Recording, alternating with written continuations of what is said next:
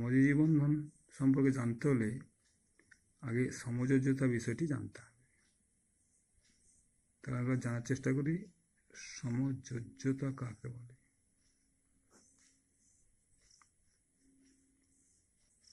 যখন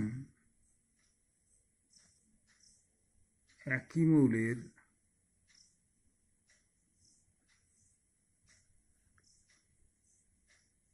দুটি পরমাণু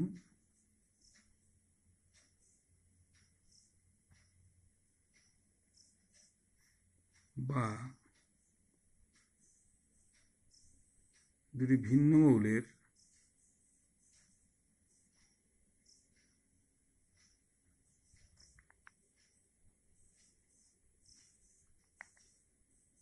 দুটি পরমাণু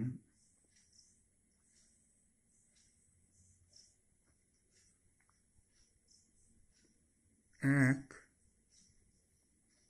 বা একাধিক ইলেকট্রন জোড় সমভাবে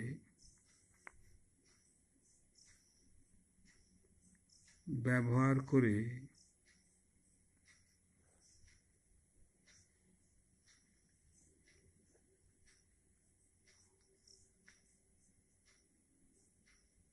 বাইরের কক্ষে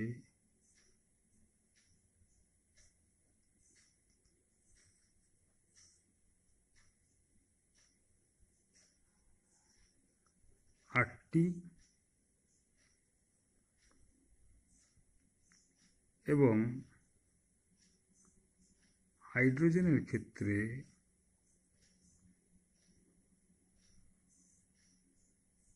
দুটি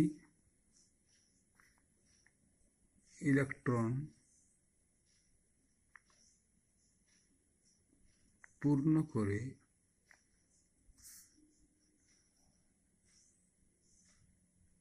অণু গঠন করে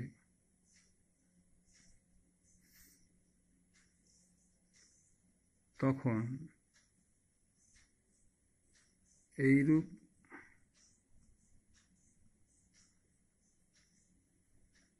রাসায়নিক মিলনকে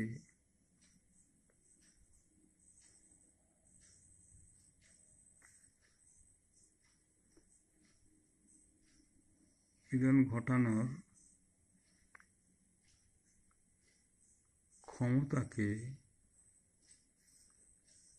বলা হয় সমযোজ্যতা বা কোভ্যালেন্সি।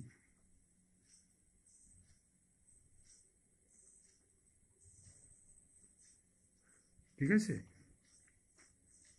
এবার দেখো আমরা সমযোজী বন্ধন কাকে বলব। তো এইভাবে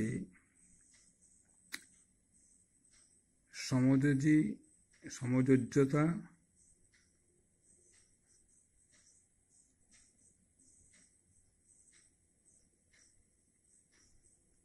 সমযোজ্যতার সাহায্যে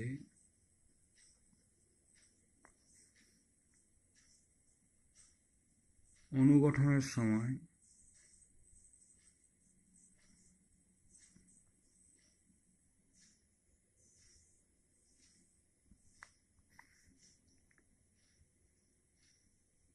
ইলেকট্রন জোড়ের মাধ্যমে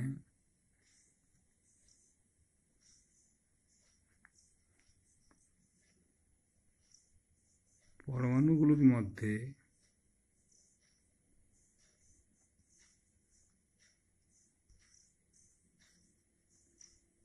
যে বন্ধনের সৃষ্টি হয়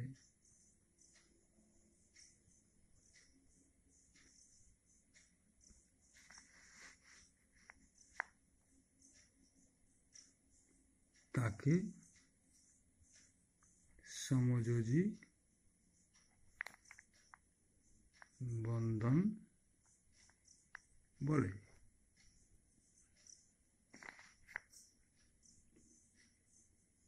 তো সমযোজ্যতা আমরা মাপবো কি করে? সমযোজ্যতার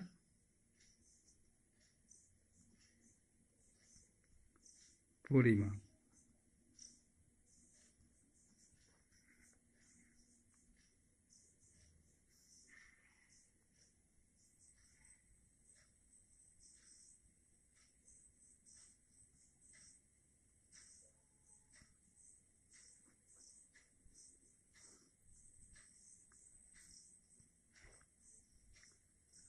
দুটি পরমাণু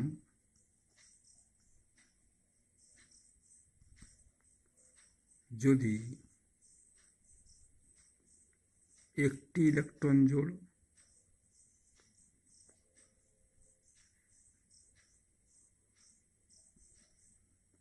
সমভাবে ব্যবহার করে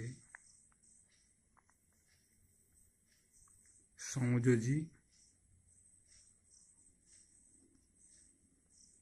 বন্ধন গঠন করে তাকে বলা হয়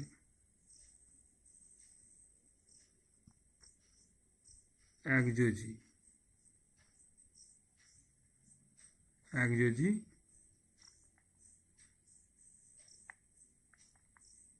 সমযোজী বন্ধন।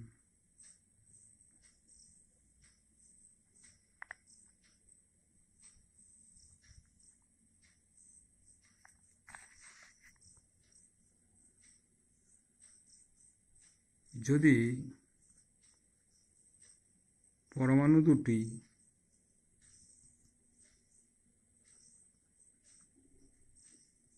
দুটি ইলেকট্রন জোড় ব্যবহার করে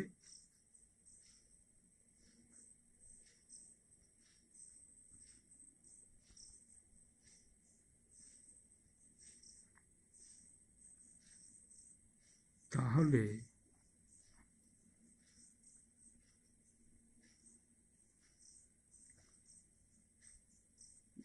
দ্বিযোজী বন্ধন বলা হবে।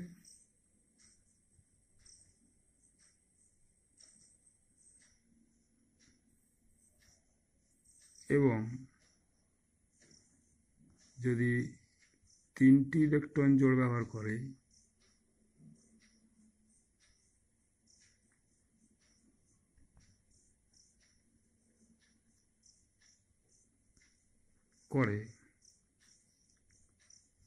তাহলে ত্রিযোজী বন্ধন বলা হয়।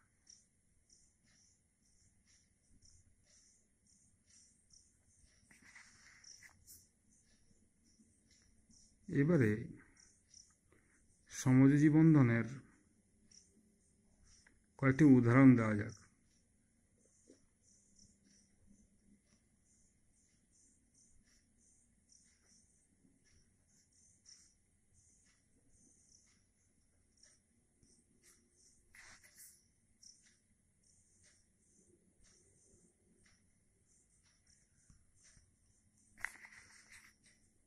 একবারে সহজ উদাহরণ দেখো, হাইড্রোজেন অণু।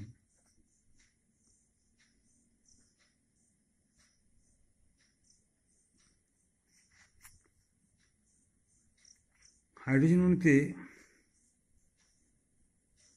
কটি পরমাণু আছে? দুটি পরমাণু।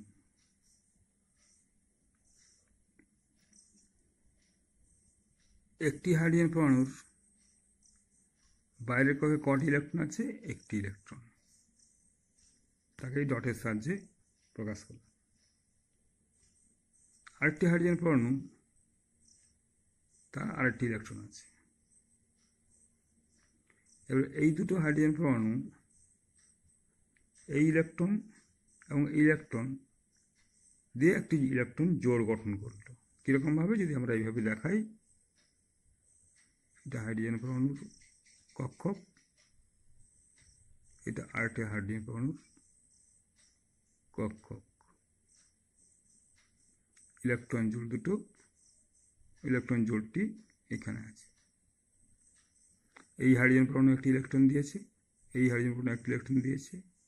এই ইলেকট্রন জোড়ের উপর এবারে দুজনেই সমান অধিকার প্রয়োগ করছে। তার ফলে যে বন্ধনী সৃষ্টি হলো তাকে আমরা বলছি একযোজী বন্ধন। এবং এটি একটি সমযোজী বন্ধন, এবং এই বন্ধনই হচ্ছে একযোজী বন্ধন। এবারে আমরা আরেকটি উদাহরণ নিই।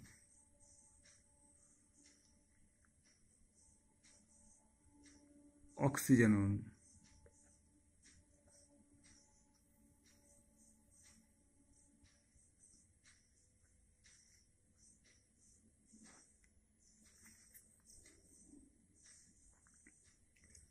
অক্সিজেন পরমাণুর পরমাণু ক্রমাঙ্ক কত? 8। এর ভেতরের কক্ষে 2টি ইলেকট্রন আছে, এটি প্রথম কক্ষ। বাইরের কক্ষ দ্বিতীয় কক্ষ, তাতে 6টি ইলেকট্রন আছে। তাহলে একটি অক্সিজেন পরমাণুর সেই 6টি ইলেকট্রনকে এইভাবে প্রকাশ করা হলো।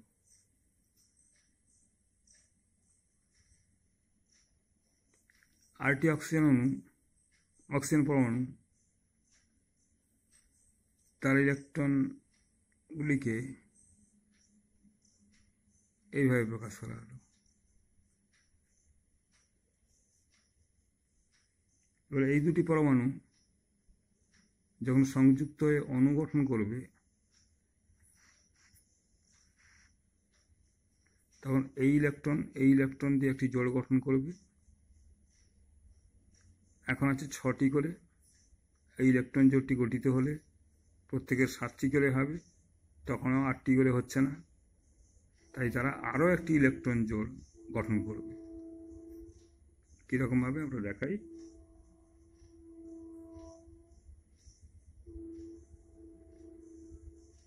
দেখা যাক, এই একটি ইলেকট্রন জোড়, এই একটি ইলেকট্রন জোড়।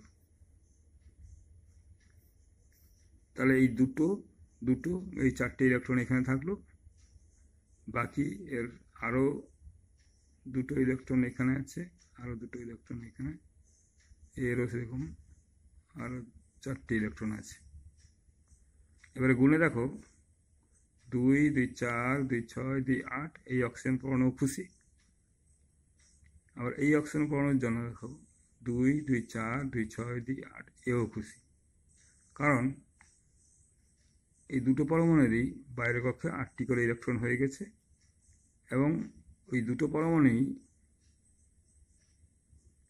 নিকটতম নিষ্ক্রিয় গ্যাস নিয়নের ইলেকট্রন কাঠামো লাভ করেছে, তাই এরা সুস্থিত হয়ে গেছে।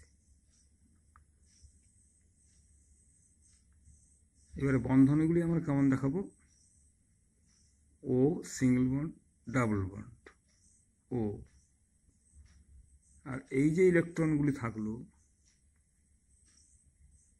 এরা বন্ধন গঠন করেনি। এই বন্ধনটিতে 2টি ইলেকট্রন আছে, এই বন্ধনটিতে 2টি ইলেকট্রন আছে, 2টো ইলেকট্রন 2টো ইলেকট্রন। 2, 2, 4, 2, 6, 2, 8।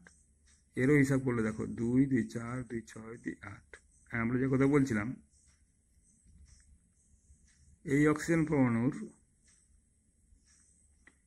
বাইরের কক্ষে তাহলে 8টি ইলেকট্রন হয়ে গেছে। এই অক্সিজেন পরমাণুর বাইরের কক্ষে 8টি ইলেকট্রন হয়ে গেছে, এবং এই ধরনের বন্ধনকে আমরা বলবো সমযোজী দ্বিবন্ধন। সমযোজী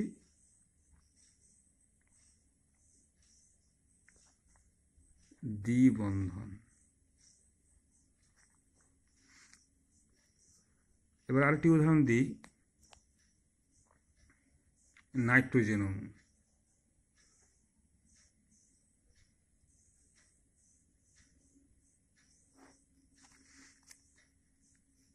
নাইট্রোজেনের পরমাণু ক্রমাঙ্ক কত? 7। তার প্রথম কক্ষে আছে 2টো ইলেকট্রন, দ্বিতীয় কক্ষে আছে 5টি ইলেকট্রন।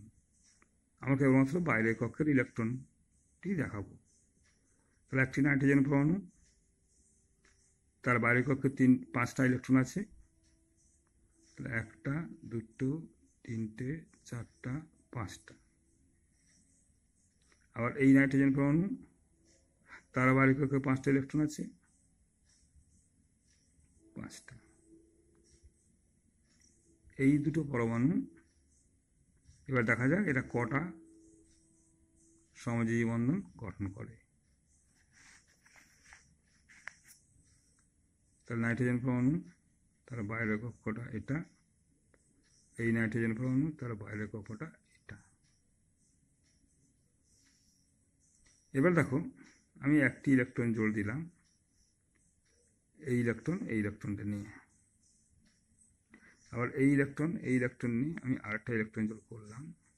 এখন হিসাব করে দেখো 2 2 4 হলো। এই দুটো ইলেকট্রন যদি ব্যবহার করে তখন আর বাকি কটা থাকছে 3টে। তাহলে 4 আর 3টে মিলে কত হলো? 7টা। 3টে মিলে হলো 7টা। ঠিক আছে, তাই আমরা করব কি, এই ইলেকট্রনটিকে আমরা এইখানে প্লেস করব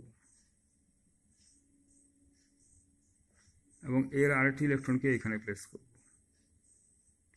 তাহলে বাইরে থাকবে কটা? 2টো।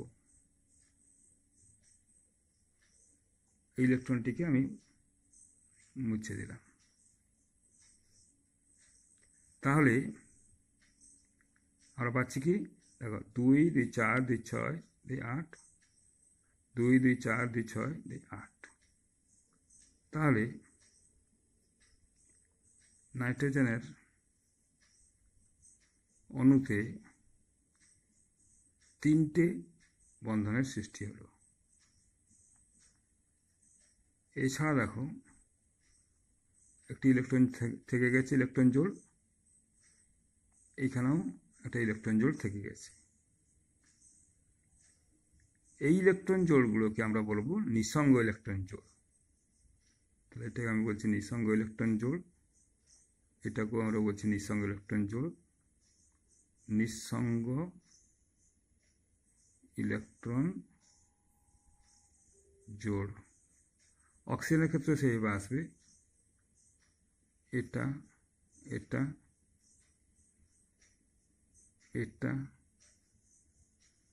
এবং এই জোড়টি, এরা হচ্ছে নিঃসঙ্গ ইলেকট্রন জোড়। এবারে আমরা কয়েকটি যৌগের উদাহরণ নিই। সবথেকে সহজ একটি যৌগ নিই, হলো হাইড্রোজেন ক্লোরাইড। হাইড্রোজেন ক্লোরাইড কি মৌল দিয়ে গঠিত? হাইড্রোজেন এবং ক্লোরিন। তাহলে হাইড্রোজেন বাইরে কটি ইলেকট্রন? একটি। ক্লোরিন পরমাণু ক্রমাঙ্ক কত? 17। হিসেব করে দেখো 2 8 7। তাহলে বাইরে কটি ইলেকট্রন আছে? 7টি ইলেকট্রন। তাহলে 1টি 2টি 3টি 4টি 5টি 6টি 7টি।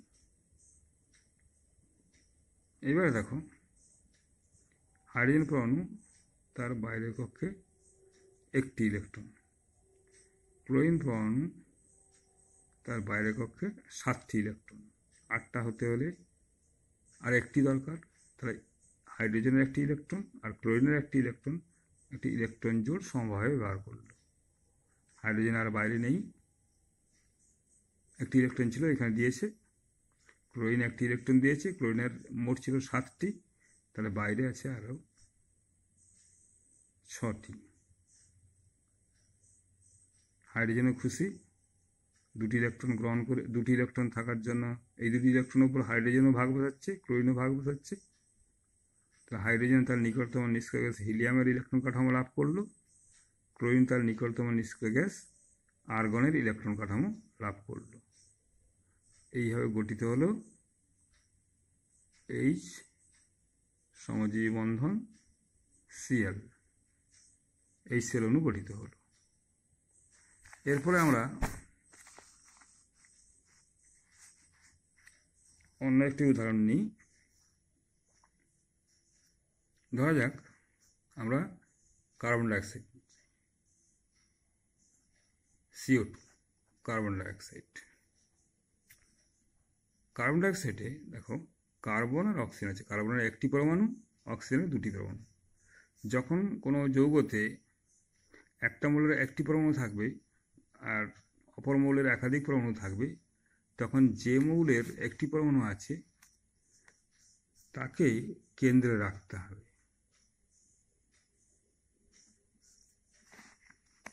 Carbon plus oxygen plus oxygen. অক্সিজেনের বাইরে কটা? 6টা ইলেকট্রন। একটা, দুটো, তিনটে, চারটা, পাঁচটা, 6টা।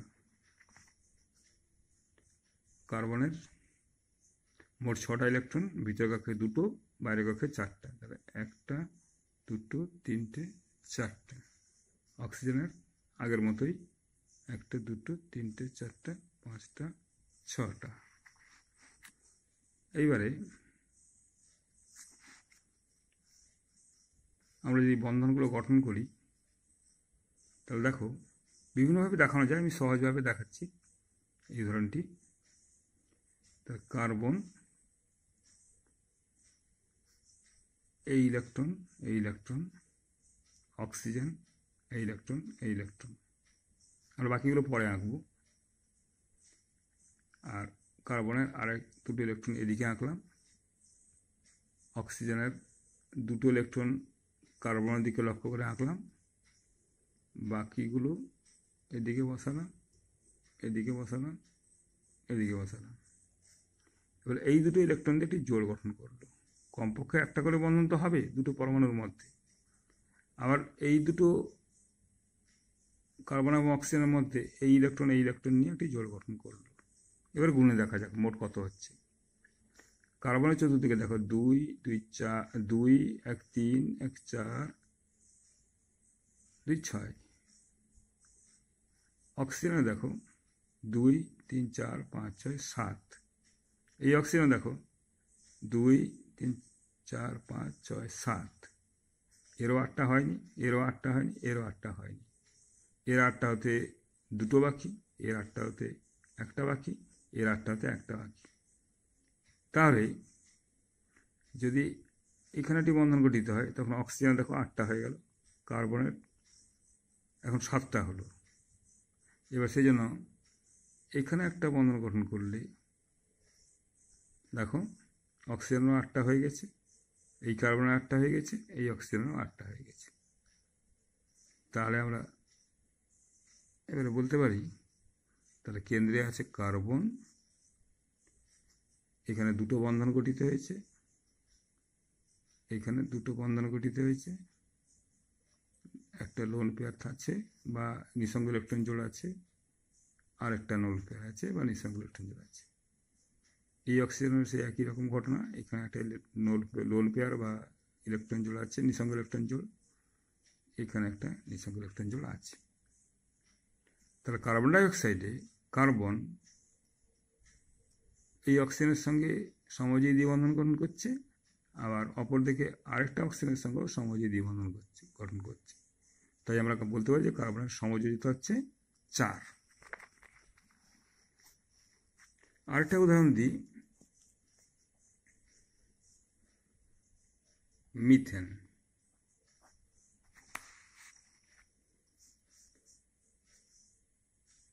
একটি কার্বন পরমাণু, তার বাইরে কটা ইলেকট্রন?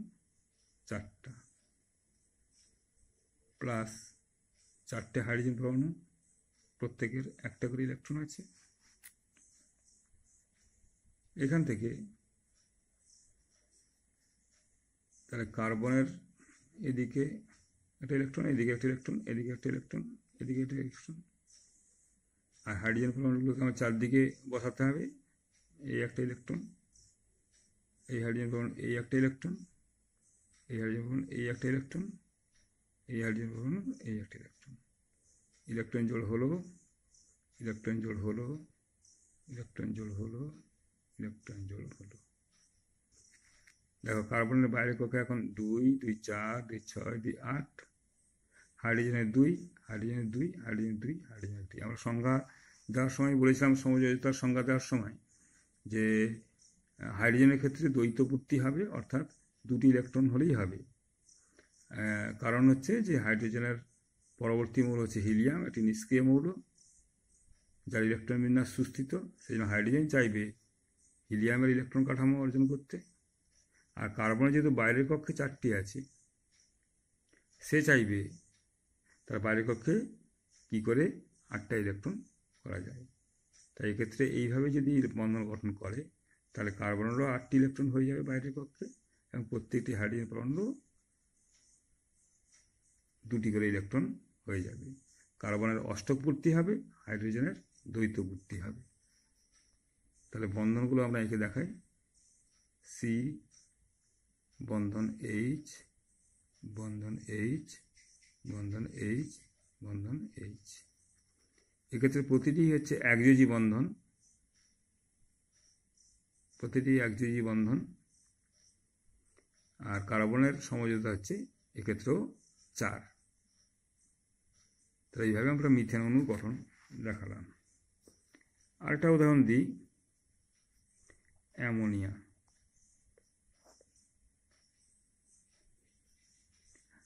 নাইট্রোজেনের বাইরের কক্ষে কটা ইলেকট্রন? 5টি ইলেকট্রন। 1টা 2টো 3টে 4টা 5টা। কটা হাইড্রোজেন পরমাণু লাগবে? 3টে। 3টে হাইড্রোজেন পরমাণু লাগবে। তাহলে 3টে হাইড্রোজেন পরমাণু নিলাম। এবার নাইট্রোজেন পরমাণু কেন্দ্রীয় পরমাণু, নাইট্রোজেন মাঝখানে থাকলো, এদিকে একটি হাইড্রোজেন থাকলো, এদিকে একটি হাইড্রোজেন থাকলো, এদিকে একটি হাইড্রোজেন থাকলো। নাইট্রোজেনের মোট কটা ইলেকট্রন? 1টা 2টো 3টে 4টা 5টা।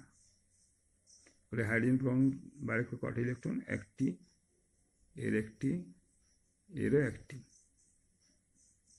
1টি যেহেতু ইলেকট্রন আছে হাইড্রোজেনের, সে 2টি করতে চাইবে, তার জন্য এখানে একটা বন্ধন করতে হবে।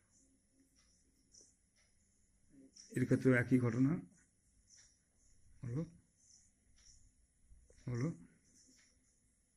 দেখো, হিসাব করে দেখো, হাইড্রোজেন প্রত্যেকেরই দ্বৈত পূর্তি হয়ে গেছে। নাইট্রোজেনে দেখো টোটাল বাইরের কক্ষে ইলেকট্রন সংখ্যা কিন্তু 8 হয়ে গেছে। 2 2 4 2 6 2 8। তাহলে এইভাবে অ্যামোনিয়া অণু গঠিত হলো। এই ইলেকট্রন জোটটিকে আমরা বলবো নিঃসঙ্গ ইলেকট্রন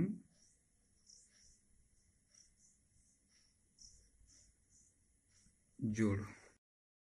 আরেকটা উদাহরণ দিই, ইথিলিন।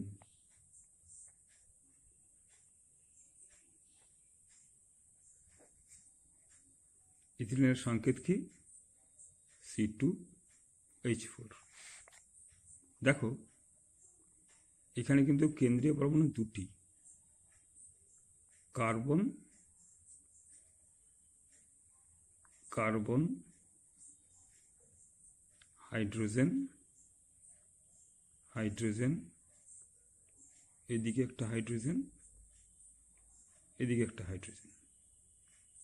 এবার এই কার্বন পরমাণুর বাইরের কক্ষে 4টি ইলেকট্রন আছে। আমি এখানে একটি ইলেকট্রন দিলাম, এইখানে একটি ইলেকট্রন দিলাম, এখানে একটি ইলেকট্রন দিলাম, এখানে একটি ইলেকট্রন দিলাম। আবার এই কার্বন পরমাণুর এরও 4টি ইলেকট্রন আছে বাইরের কক্ষে। এখানে একটা ইলেকট্রন, এখানে একটা ইলেকট্রন, এখানে একটা ইলেকট্রন, এখানে একটা ইলেকট্রন দিলাম। প্রতিটা হাইড্রোজেন পরমাণুর 1টি করে ইলেকট্রন আছে। এই একটি ইলেকট্রন, এই হাইড্রোজেন পরমাণুর এই একটি ইলেকট্রন, এর জন্য এখানে একটি ইলেকট্রন, এর জন্য এখানে একটি ইলেকট্রন দিলাম। এবার দেখো এখানে একটি বন্ধন সৃষ্টি হবে, এখানে একটা বন্ধন সৃষ্টি হবে, এই দুটো ইলেকট্রন দিয়ে একটি বন্ধন সৃষ্টি হবে, এই দুটো ইলেকট্রন দিয়ে একটি বন্ধন সৃষ্টি হবে। এবার এই দুটো ইলেকট্রন দিয়ে একটি বন্ধন সৃষ্টি, এই দুটো ইলেকট্রন দিয়ে একটি বন্ধন সৃষ্টি। এবার হিসাব করে দেখো, এই কার্বন পরমাণুর বাইরের কক্ষে 2 2 4 2 6 2 8 হয়ে গেছে। এই কার্বন পরমাণু অষ্টক পূর্তি হয়ে গেছে। এই কার্বন পরমাণুর ক্ষেত্রেও দেখো 2 2 4 2 6 2 8। তাহলে এই কার্বন পরমাণু অষ্টক পূর্তি হয়ে গেছে। প্রতিটা হাইড্রোজেন পরমাণু লক্ষ্য করলে আমরা দেখতে পাবো এর দ্বৈত পূর্তি হয়েছে, এর দ্বৈত পূর্তি হয়েছে, এরও দ্বৈত পূর্তি হয়েছে, এরও দ্বৈত পূর্তি হয়েছে। তাহলে যে বন্ধন দিয়ে আমরা যে গঠন পাবো ইথিলিনের,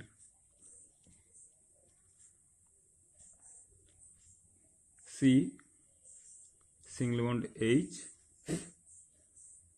single bond H, double bond C, single bond H, single bond H.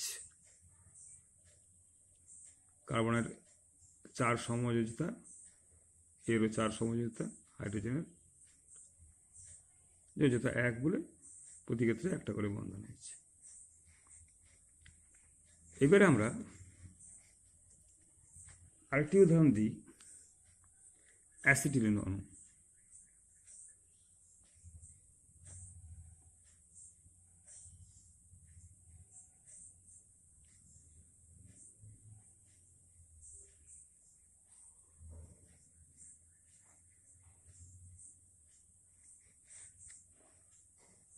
অ্যাসিটিলিনের ক্ষেত্রে দেখো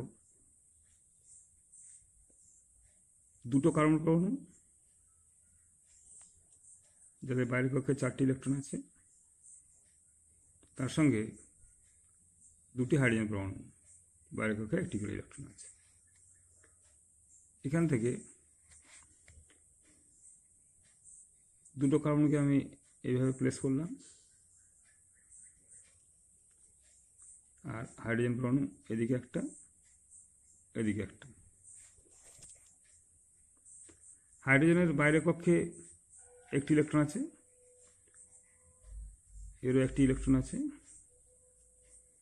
কার্বনের বাইরের কক্ষে 4টা, এদিকে একটা দিলাম, 1টা 2টা 3টে 4টা,